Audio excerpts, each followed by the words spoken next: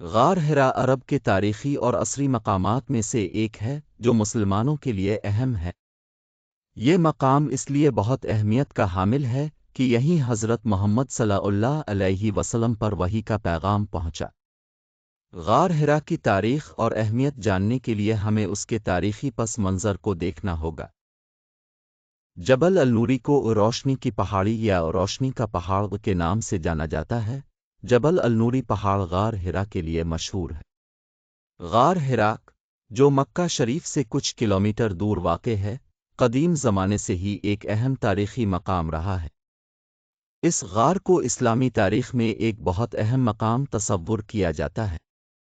اس کا قدیمی تعارف اس طرح ہے کہ اس مقام کو حزم الہم نامک یونانی تاریخی کتابوں میں بھی ذکر کیا گیا ہے۔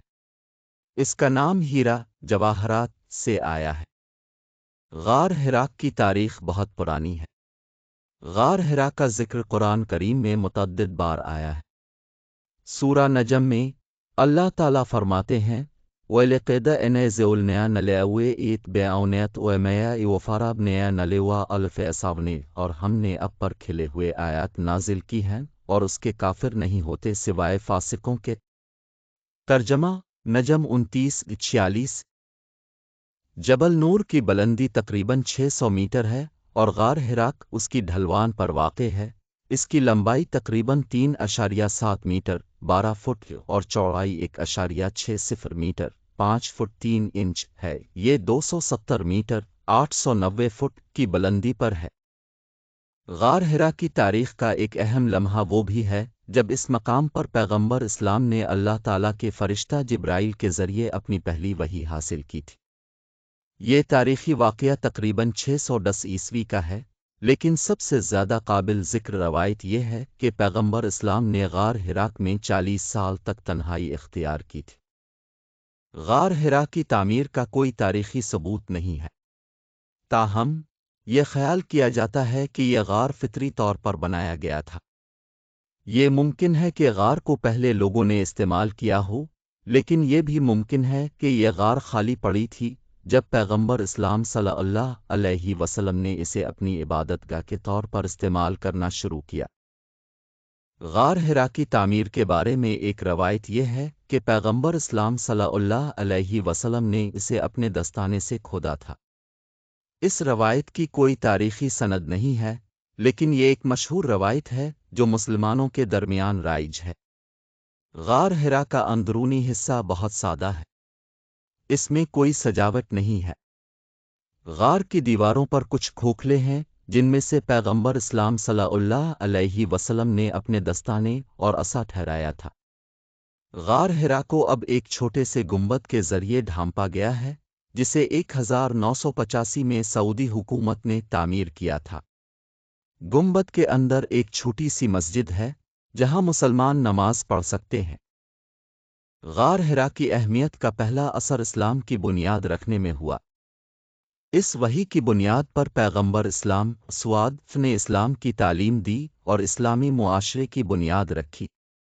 اس کے بعد غار ہرا میں اسلامی رسومات اور بنیاد پرستی کی تربیت شروع ہوئی، اور پیغمبر کے تعلیمی پیغام کا پتہ چلنے کے بعد مسلمانوں میں فرقہ واریت سے نمٹنے کی اپیل بڑھی۔ غار ہرا نے پیغمبر اسلام کی زندگی میں 3 اہم ادوار دیکھے۔